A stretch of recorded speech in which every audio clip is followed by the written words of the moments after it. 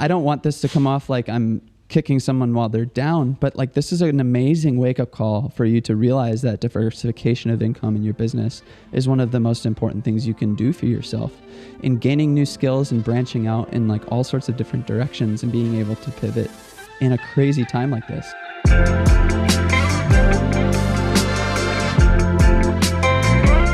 Hello everyone and welcome to Show Love episode 17. My name is Ben. I will be your host, and joining me across the internet from Chicago, Illinois, we have photographer, filmmaker, YouTuber, and lover of dad jokes. It's Eric Floberg. How's it going, man? Good, man. Everyone knows me for my dad jokes, except whenever anybody puts me on the spot, they're like, tell us your favorite one. I literally have no go-tos, so I need to change that. Yeah. I'm hoping to pick up some tips along the way. I myself am a new dad, so I need to, man. Step up the dad jokes game. I'm really excited to have you on the show. I've followed your sort of YouTuber content creator kind of journey for a while now. I love your content, and I'm really interested to talk to you about especially kind of like some of the finances side of things and some of that sort of area that you tend to focus on that is quite unique in the sort of like wedding filmmaker space. You cover a lot of topics that a lot of us as creatives are really interested in. So that's something obviously you want to dive into today.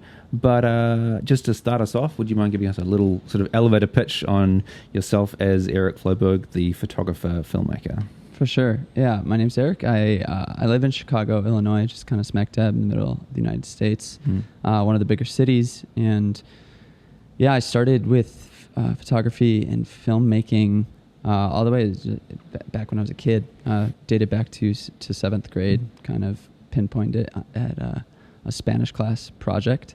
Made a video for that class with a friend who knew how to use Windows Movie Maker, and just kind of fell in love with the process of telling stories. And so that just every year made a video in all my classes leading up to high school and college. And college is where I really kind of intentionally picked up a camera to start taking photographs. So I've been shooting weddings for almost a decade now, just kind of blowing my mind. Came full circle. I shot a wedding of the third sister of a family this past summer, and her oldest sister was the first wedding I'd ever shot, and that was back in July of 2011. So nice. It's just been a really fun journey along the way. I've met so many people. I've gone to so many places, started a whole YouTube channel, and continued to make connections like this just all over the world every other week. So it's just really, really cool. Fantastic, man. I wanted to talk a little bit about your kind of impetus for starting the YouTube channel. Did you always have sort of education and things like that in mind? Yeah, so I went to college to become a special education teacher, which I did for the first 3 years. I left school, so from 2013 to 2016, I was in a formal classroom setting at the school that I actually went to back in 7th and 8th grade. So having that formal training as an educator kind of set me up, I think, for success into the transitional role of doing education in the photo and video space, particularly to the wedding world, since once I started the process of becoming an educator, it was really like 5-6 years into the process of starting and maintaining my business in the wedding world. So it's really cool to, it's not happening right now, obviously, but in-person workshops, kind of have some of the same like classroom management skills of like keeping learners on task and guiding questions, giving people practical guidance for practice for themselves. It's just a really cool experience to be able to tap into that other skill set that I have. And that's something that's really true to a lot of the things I do, just trying to tap into as many skills as I have and learning new things, attempting to master them, and then hopefully helping others do so, do that process as well. Fantastic. Was there always sort of plans to kind of like I guess, build the channel and sort of monetize it and do things like that, or does it just start as a hobby and a sort of an outlet for education? What's funny is the first 500 subscribers of my YouTube channel were actually students from the school that I went to. They found that I had a YouTube channel, and they thought it was hilarious and awesome. I would have random kids approach me at lunchtime and reference one of the videos I had made at that time, which went kind of viral. And they thought it was the coolest thing. And so I never looked at it seriously until it was 2017. I had met my friends Daniel and Rachel, who run a channel called Mango Street.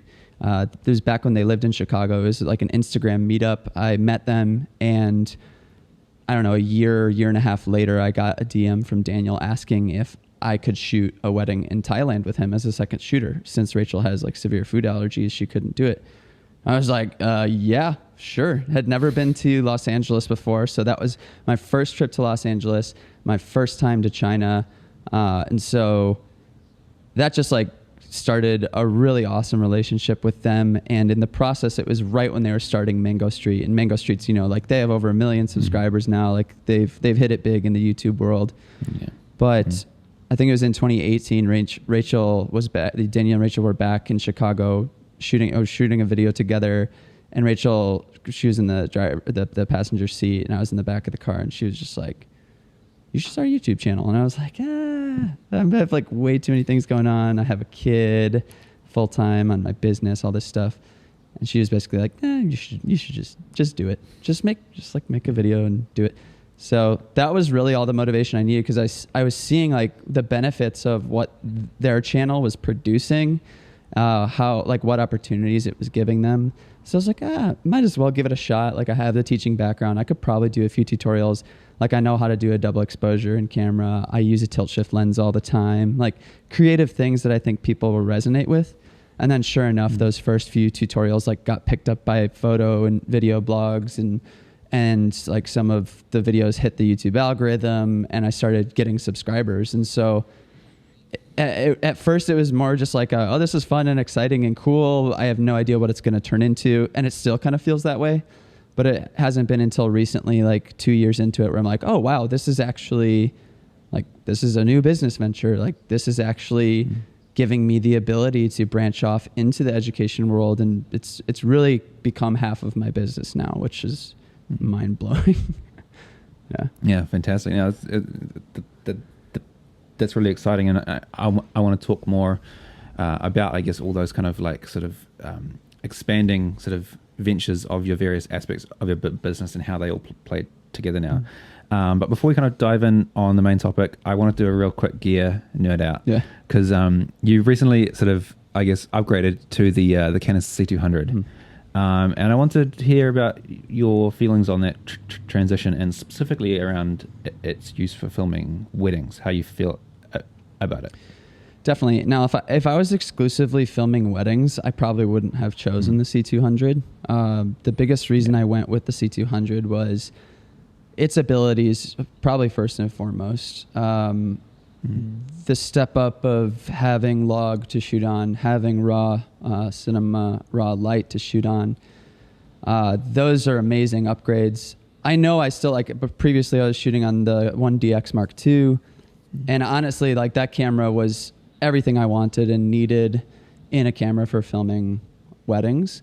I would have liked maybe a little bit more dynamic range, but still just like the image is so easy right out of camera. The file sizes suck, but I got over that pretty quickly. The biggest thing with the C200 was the direct XLR inputs for talking heads with YouTube and Patreon videos, as well as the internal NDs. That is just like, so those are like some of the biggest things for having it on the YouTube side, but it spills over and has tons of benefits on filming weddings now as well. To have the electronic viewfinder to look into on a bright sunny day is great. But also just like having a good quality shotgun mic, a scratch audio into a camera that has great preamps is really awesome for just natural sounds and sound design that I love to incorporate in a wedding film, just to like give the overall ambiance and try to tap into all the senses in telling a story. But man, those internal NDs will just like change your life. Honestly, it's so much easier. But have you shot any raw on an actual wedding day yet? Yeah. Because I'm really interested in experimenting with that for this coming season, but kind of terrified. Yeah. So we took a trip out west to shoot 3 different weddings. And so we took a trailer just because people aren't flying as much right now. So that was back in July. We started with an elopement actually in Michigan. So we went east first and we shot like just the couple doing an elopement, and we shot all of that in RAW. And that was about 1.2 terabytes, I think, over the course of a full day. And then we shot another one in Montana, and we shot the rehearsal, dinner, speeches, and then all of the wedding day. And that ended up being 1.7 terabytes of footage. And then we shot another small elopement in Colorado that ended up being about 700, 800 gigs. So I came back from the trip and was like, okay, need to buy a few more hard drives. I had every intention of shooting it that way and transcoding all the footage to ProRes, 10-bit 422. But the more and more I'm editing the RAW on my computer in Premiere, it's actually handling it. It's not great, but I still think like once I get to that Montana one that's like 1.7 terabytes, I'm just gonna be like, I'm just gonna transcode all this. So I'm still waiting to dip my toes into DaVinci. I got DaVinci Studio, so I'll be installing that and transcoding all of that footage to ProRes so that process is a bit cleaner and easier. But what's great is you still have those raw files to work with in case you find yourself in a dicey situation where you just like really screwed up exposure or temperature, and white balance. And so, I'm really intimidated to start on those. It's going to be happening in the next few weeks, but I know it's going to turn out incredible. Yeah. I've also I shot a few in C-Log 3, and those look incredible as well. So I really don't think I need to shoot raw at weddings, only if I feel like it's going to be like a crazy good portfolio piece. And that's probably the only times I'm going to do it moving forward. So, yeah, I was thinking of like at least starting with like the portrait session and sunset and like just like getting those few shots I want for my show reel. But I was thinking too about like I wasn't even going to save the raw files. I was just going to transcode straight off the little CFast card. But honestly, you've tempted me into just buying some more hard drives and saving those raw files. For sure. Wicked, man. Cool. That was a nice little geek out. Let's talk now about the sort of the main topic of basically how COVID's affected the wedding industry and how we can adapt and I guess sort of find new ways to make our businesses flourish. So I guess as you're based in the US, I'm based in New Zealand, our wedding season's kind of coming like ahead of us for this coming summer, and you're kind of right smack bang in the middle of summer right now. So how has this current wedding season been for you in terms of COVID? Like how has bookings and postponements been? Like what's the experience been for you on that impact? Yeah, it's hard for me. I don't want this to come off as like arrogant or cocky or anything like that, but it is hard for me to relate to like the full-time wedding filmmaker at this point in my career because my income is really diversified. And I find myself like being a unicorn in a lot of situations where people ask me questions like this. And I guess that's just like the catch-22 of all of it, is that I have diversified my income widely enough that this particular season doesn't affect me as hard as someone who is like solely relying on wedding filmmaking. Now, no one could have imagined this coming. No one could have predicted this. I remember having conversations years ago with friends when I was only shooting weddings and just being like, the only time we can think that we wouldn't be out of work is like in a time of war. And that was the conversation we had. And we're like, and if we're in the middle of a war, like nobody can work. So like our job is like recession proof or, economic collapse proof. And then this happens and everyone's just like, whoa. Now it's a similar circumstance of like everybody's kind of in the same boat, but not, because there are plenty of industries that are still completely functioning and then people are still on their salaries and like nothing changed. So that's when it just gets really weird.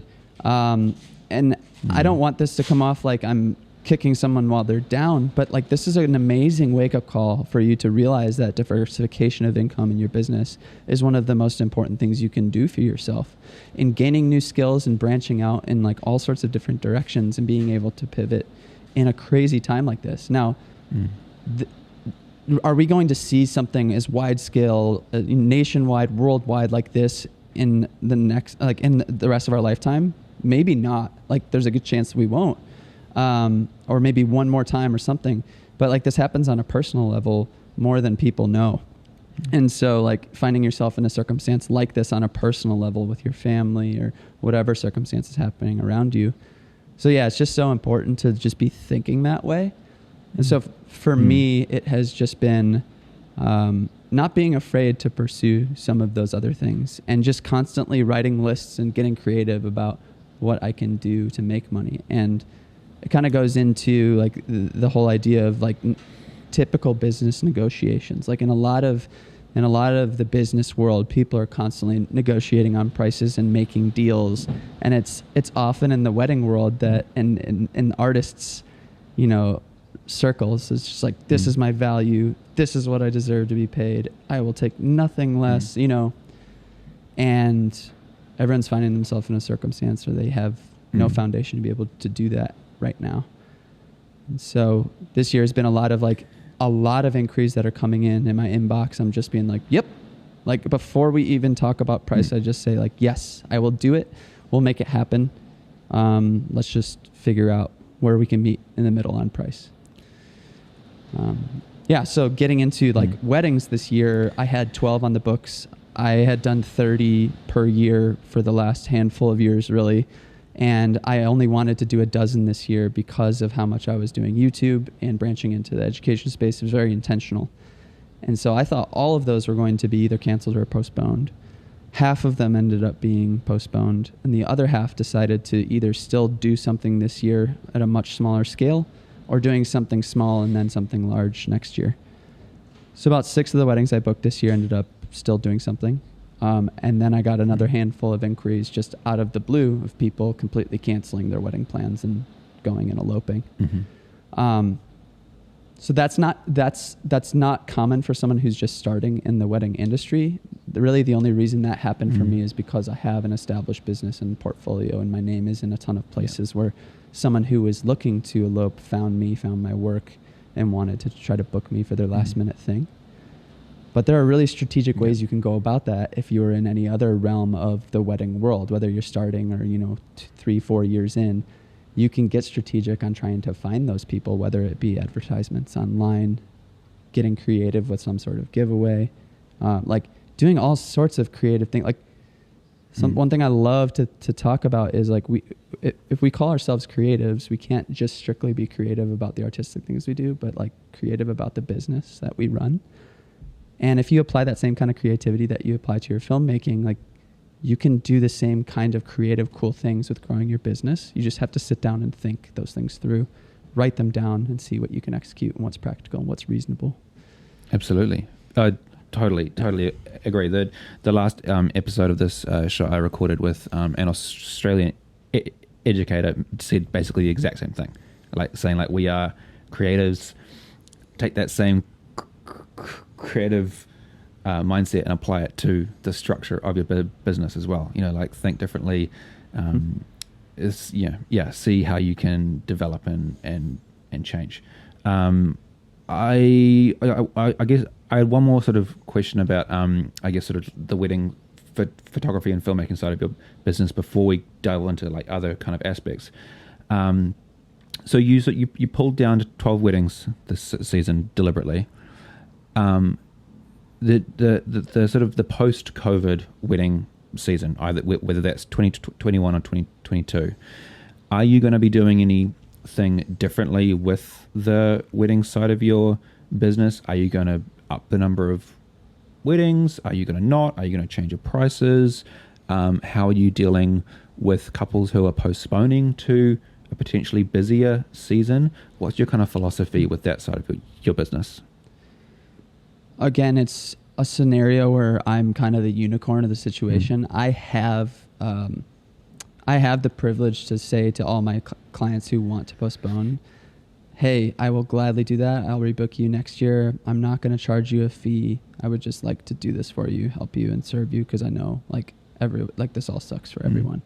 And I know that's not possible for everyone. So like, I don't want anybody to hear that I'm like shaming anyone for like doing a rescheduling fee. Like, you do you, and you talk to your clients, and hopefully you have a great relationship with them so that they're happy to pay that rescheduling fee. But for me, it's like, if I find myself in this situation, and if one of my vendors had the ability to do that for me, like, I would be so thankful to them for offering that. And I know that disposition and that attitude towards my clients is going to pay back tenfold after the fact. Like, I know that their experience, I'm already setting myself up for just like being the hero in that situation of like, they already feel so loved and served that whatever I do, like, they're just going to be so happy that like I still chose to, shoot for them and do it without charging. But I'm only able to do that because of the supplementary income I have from YouTube and Patreon and all of the affiliate sales that I do through those channels. And so I'm already looking at next year, and I'm already about 14 weddings booked into 2021. And I'm like, what do I do? And I'm kind of landing in a place now where it's like, I'm just gonna grind really hard next year, given that we can shoot all those. I'm just gonna go for it, and I'm gonna try to set up systems that are just gonna help me in the process. So if that means hiring people to help me with editing, I will absolutely do that. Systematizing the process, but also having conversations with my clients, being like, hey, so, remember when I was flexible last year with you?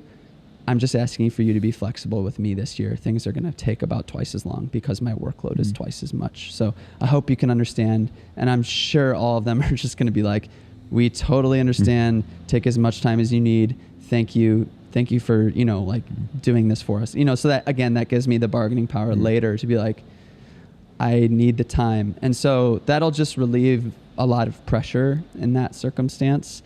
And even if you are doing a rescheduling fee, like, your couple should like just be having those conversations even before you shoot the day. Hey, I'm pretty overloaded with how many reschedules there was this year, so like, it's going to be a slower delivery time. I hope you understand. It's just how it is right now with the pandemic. So that's just kind of what it's looking like. I don't know what 2022 is going. I'm already starting to get a few inquiries for it, and I'm starting to take them on. So just a couple there. But that might be the year where I strip way, way back and only shoot like 8 weddings and continue with commercial filmmaking and diversifying more YouTube stuff and getting into stock footage and maybe even music. Like, I'm already starting to like thinking of like diversifying even more, that spread, more education, all that good stuff. So it's just going to be based on, I just, have to feel it out. And I really love like being kind of in this position of where everyone is. It's just, I don't know. And we're just going to have to see. Yeah. Cool, man. I like that, that it's kind of like you're saying, it's sort of like karma, where like you put out the good vibes to your couples now, and you do like, the right thing. And then ideally that good, those good vibes are going to come back. And when you are slammed, in the 2021 season, the couples will be more forgiving and, but it's like setting up those expectations ahead of time is going to allow for sort of that grind, when things do open up again, for sure. To kind of transition now into some of your, I guess, diversification of income.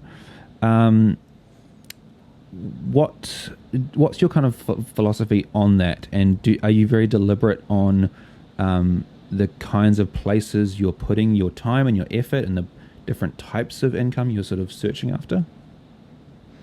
Yeah, I'm constantly trying to figure out what is going to be the best payout for the time that I put into things, because honestly, especially now that things are changing and opening up, and like companies now are having budget to advertise and to sponsor videos and do all this stuff on YouTube. I'm getting an inquiry in my inbox every day for something new, and so me being me, I want to say yes to everything. I'm like, yeah, let's do the thing. And it takes a lot of discipline to kind of weed out the ones where it's like, this isn't practical during this time. And sometimes one might come in and it's like, this has the opportunity to pay a lot of money or get me into this next level of this thing I want to try, or it gives us this ability to create something new. So for example, ArtGrid recently reached out to me. So ArtGrid is a sister company of Artlist, which is a music licensing website. And ArtGrid is all stock footage. It's a subscription-based model. They wanted to sponsor a video. I'd already been partnered with Artlist in the past, so it made a lot of sense. And I gave them my quote. We settled on a price. It was awesome. I'm like starting to feel like, okay, this money is starting to feel substantial for a sponsored video. Like I can start making like decent money doing this. It's still not like I can't jump full time. Doesn't feel like there yet. But in the process of that, I concluded with the video with I'm gonna make money in 5 different ways from this video. First, YouTube ad revenue, which isn't much at all. I might make like $50 in YouTube ad revenue from making this video. Second, ArtGrid paid me. They sponsored this video, so we made money that way. Third, all the footage we shot in the spec ad we made for this video with ArtGrid stock footage can be used for more stock footage, like if we make an ArtGrid account, which we plan on doing, either ArtGrid or like Film Supply or something. Third, this spec ad that we made in this YouTube video, we're going to pitch it to the company that we shot it for. And then lastly, it's going to be a portfolio piece for our commercial portfolio, which will then book us more work with commercial stuff in the future. So we pitched it to that brand, and we said like, hey, we know this year's weird. We know things are weird for you. We made this spec ad. We wanted to show it to you. And just because this year is weird, we just want to offer it to you and just kind of make a pay what you want if you want it. We pitched it that way, and the response was, we absolutely love it. Can you send us a quote of what you would normally charge for something like this? We might be able to pay you full price. It was like, wow. Whoa. Yeah. Whoa. So just like that one step of saying yes to that one thing branched off to making money in 5 other ways. And a lot of time, like YouTube videos, they could do really well over time. And some videos I have make $1 or $2 a day in ad revenue. And so if you start building a channel of dozens, if not hundreds of videos that are making $1 to $2 a day, you find yourself all of a sudden making pretty substantial passive income. So yeah, all those wheels are turning in my head right now. Every time I get a video like that, an opportunity to do sponsored content, I'm starting to think of how I can diversify that income. And so trying to apply that now to, the wedding world and wedding filmmakers, like what part of that would you be interested in? Like, are you interested in the music side of things? Are you interested in other art forms like that? Like, are you interested in making a stock portfolio, getting a cinema camera, shooting in RAW, shooting in log, and then starting to build that portfolio? Maybe you do your own spec ad and start pitching to local businesses around you, because tons of people want to be broadcasting their businesses right now, and plenty of people are willing to work with budgets and all sorts of stuff. So yeah, I'm all about that hustle right now and trying to figure out like, what's the way you can make that extra coin to keep yourself afloat right now, if not more profitable than you were before, trying something new and diversifying your ability to make income. Totally, man. And I kind of want to talk a little bit about that mindset, that kind of hustle mindset, because like when this pandemic hit, like my reaction was to go into hustle mode too. It was to double down on my business. I was thinking, how can I diversify? How can I find other ways of, just propping up the business in other legs. So if the wedding side of things falls down, how can it be supported in other ways? that was my kind of reaction to when this all happened, and similar to yourself. But other people might think, well, why not just like say get a part-time job and kind of wait for this to sort of all blow over and then pick the weddings back up afterwards. What I guess what's your philosophy on that kind of doubling down of like hustling and chasing after those forms of income that are kind of harder to get rolling off the ground initially? So whenever I have this conversation, if I'm on a podcast, like, or, you know, making a YouTube video about what's happening right now, my go-to is talking about the hustle and ways that you could diversify as a creative entrepreneur.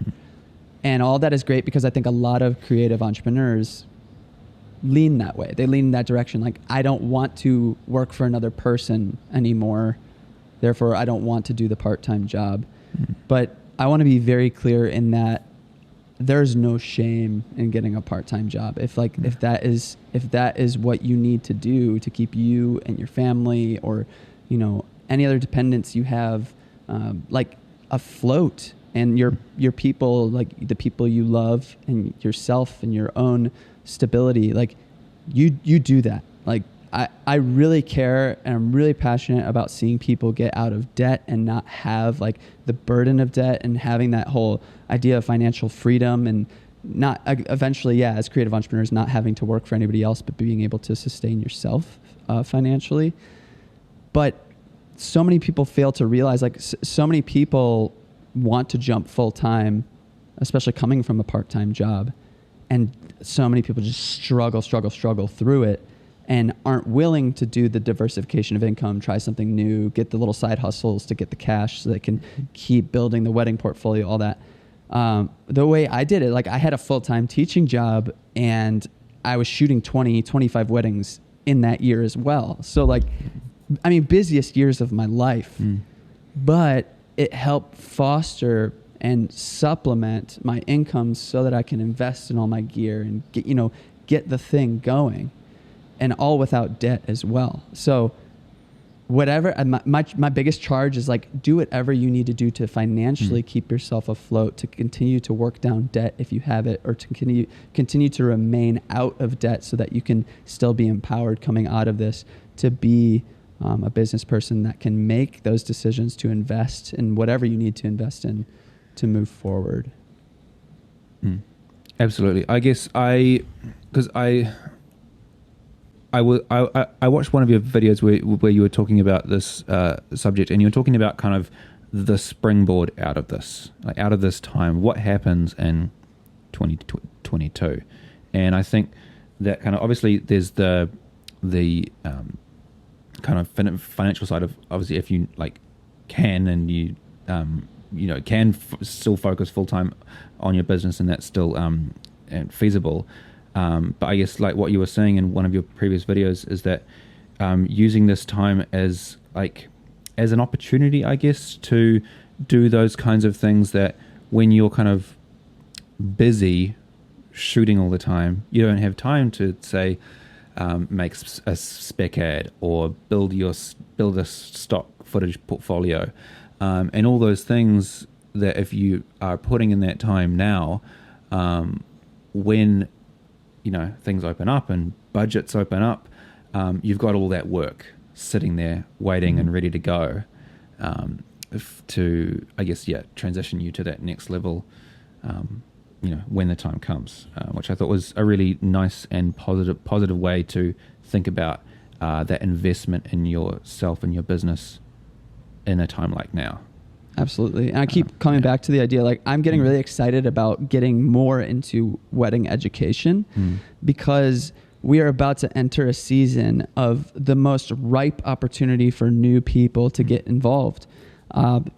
All of the established wedding filmmakers, wedding photographers are all going to be slammed next year with bookings. They're probably already completely full, if not close to completely full.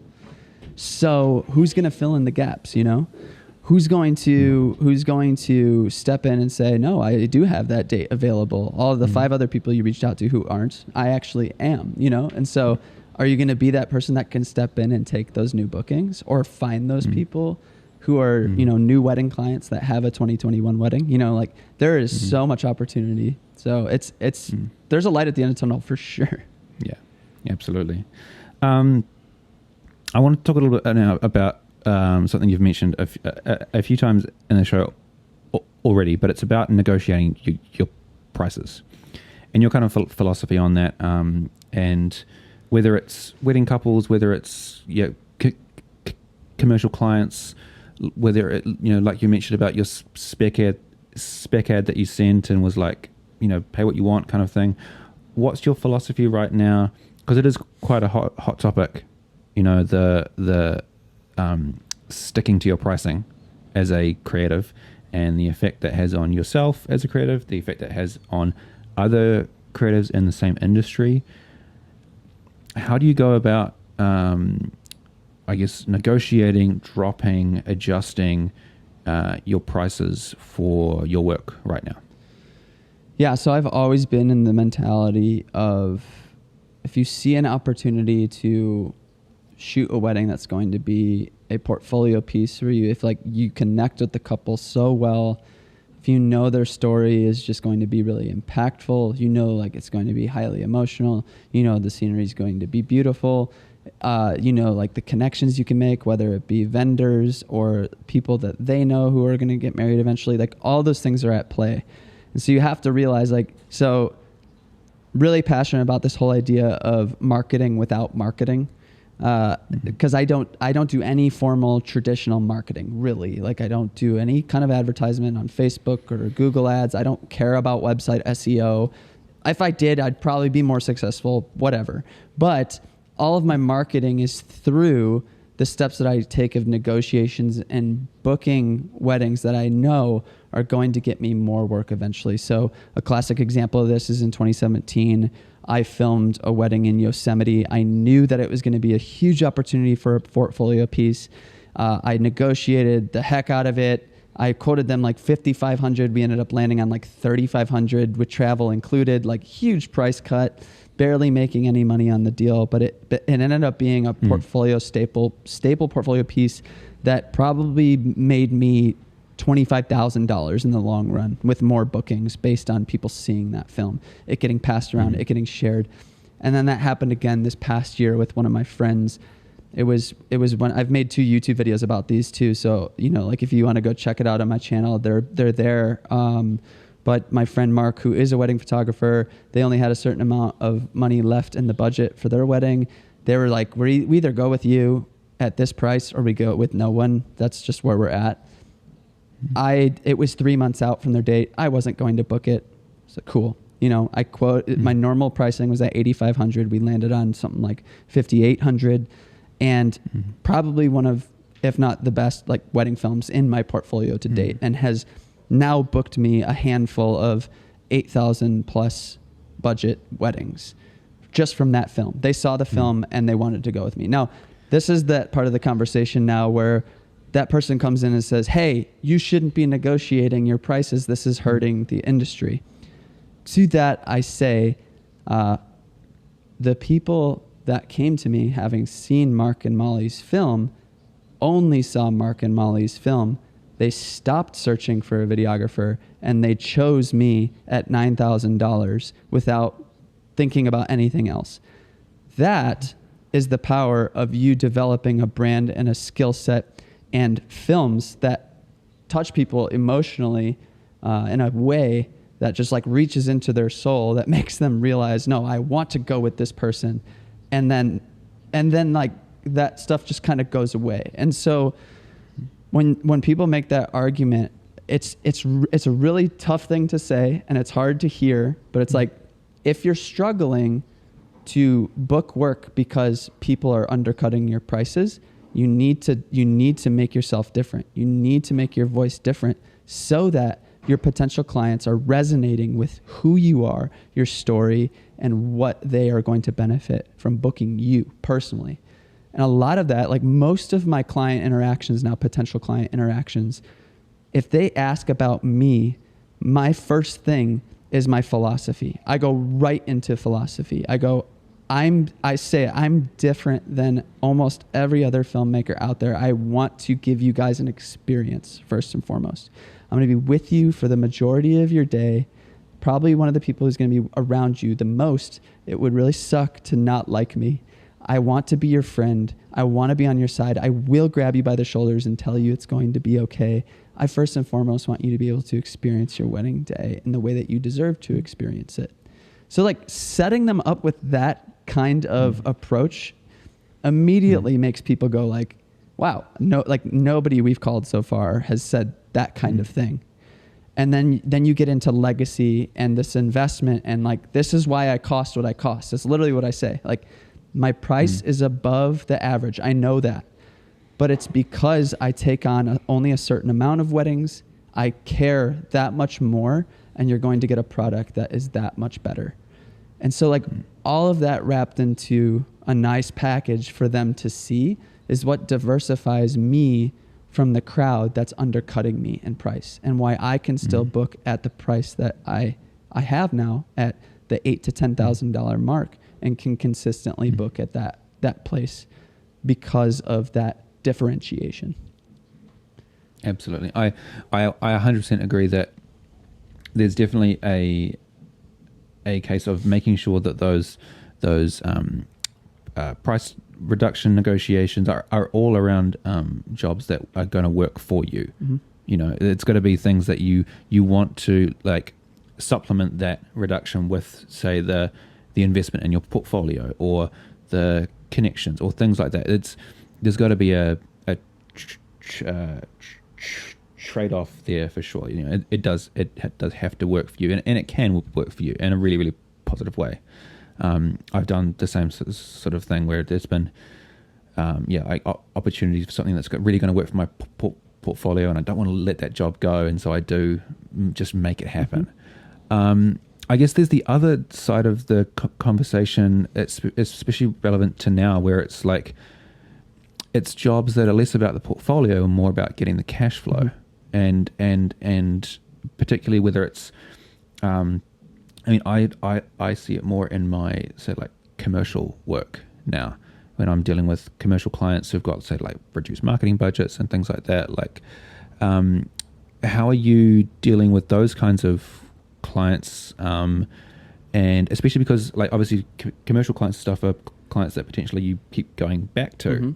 And if you do a job for a reduced rate, how do you then bring that back up? And do you think about those kinds of price reductions in terms of cash flow any differently than, say, like a portfolio piece?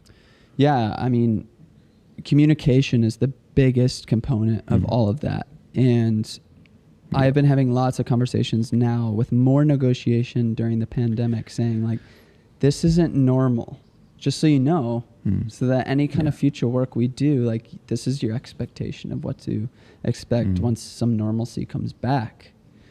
And so having like dropping those little Easter eggs, like as you continue to have conversations with those clients, is so important, but also vocalizing to them, hey, we just upped this set of gear. Hey, we just upped our game in this way. Hey, we're providing this much more value now. And not just secretly saying, not just like letting the work show, like clearly they'll see like a gradual increase in the work getting better if they continue to work with you. And yes, you want to prove that to them over and over, but like also let them know like, hey, we wanted to make this. Do you know why this looks this much better? It's because we did this. We've been thinking intentionally. We've been actually growing as creatives, and we're actually pushing the envelope in this way that our competitors aren't. Therefore, we cost this much now. Therefore, if you want to continue to work with us, we cost this much now. And you get more and more confident as you go on with this, because you just have more demand for your services. You have more people coming to you who are willing to pay the prices you're saying. And so if you end up losing that client because they're not willing to pay your new rate, that's okay, because they're just going to be replaced by the new one that does want to. And so that demand is really, and it's the same thing with weddings. Like I got to a point where 2 years ago, I wasn't negotiating anything. I wanted nothing else in my schedule because I was jam packed. And so I would get inquiries and they would sound awesome. And I was like, but I had the discipline of just being like, no, this is my rate because my time is more important to me than the cash flow right now. And sometimes people find themselves in a situation where all they have is time. And so it's like, book whatever the heck you can to get that cash flow going so that you can get yourself in a place where the demand is so high that you can charge whatever you want.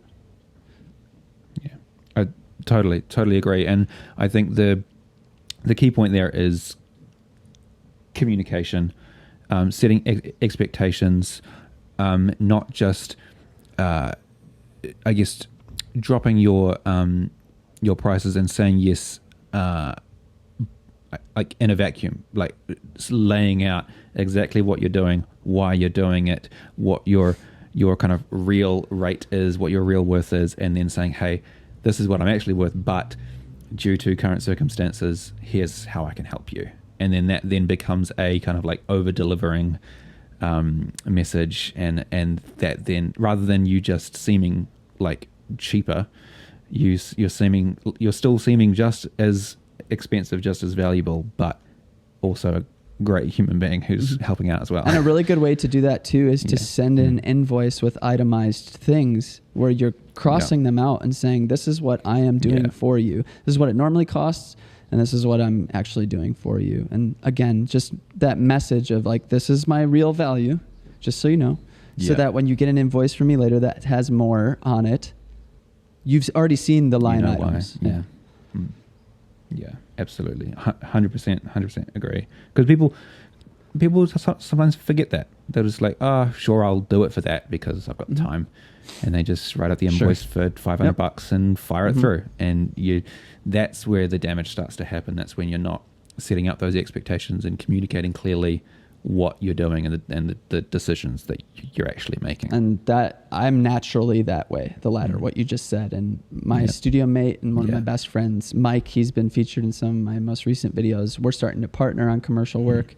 And he is the opposite mentality. He's like, we will itemize everything on this invoice. They will know what we are worth. We are going to make sure that we can get as much money out of this deal as possible and as much of the money we can as possible in the future. And I'm like, we make such a good team because I have such a big picture creative mind and he has such a strategic business one. And so that's where community is just like, this is Creative Club Chicago. This is our co-working studio.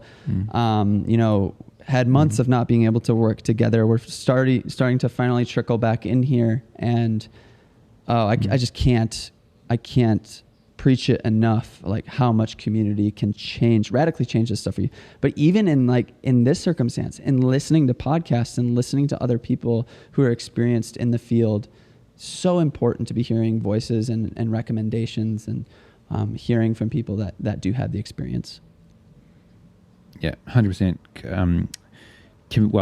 First off, I'm the same as you in the sense that my initial gut reaction is just to go, sure, I'll just do it. And like, I need a mic in my life.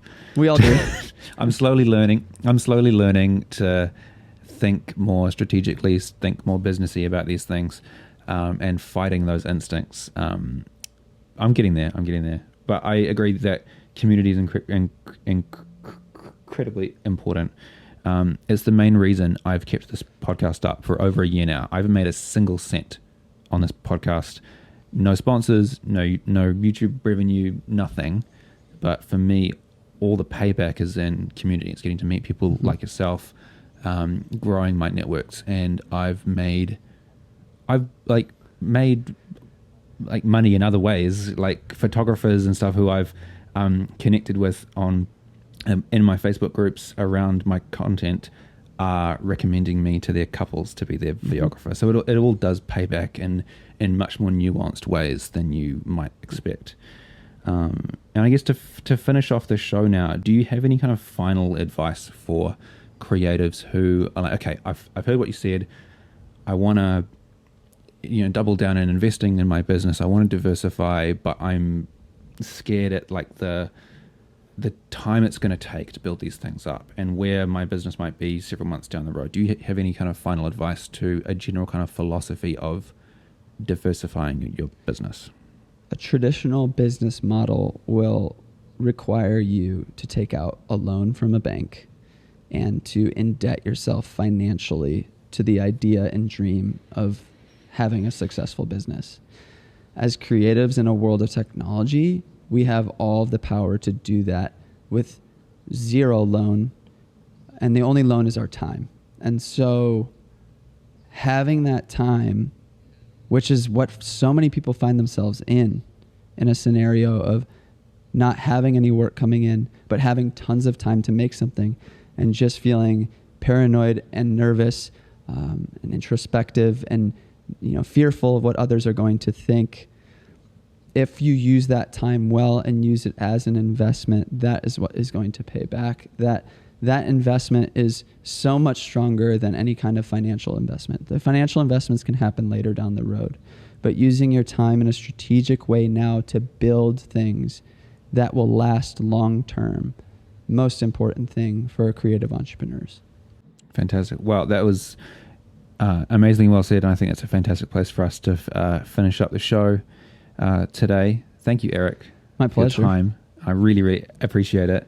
If you obviously at home, I'm sure you're aware of Eric's work, but if you aren't and you want to, I guess, dive into more of Eric's content, we'll have links to his YouTube channel below, and he also has a Patreon for more, I guess, in-depth sort of face-to-face content as well, which is really cool.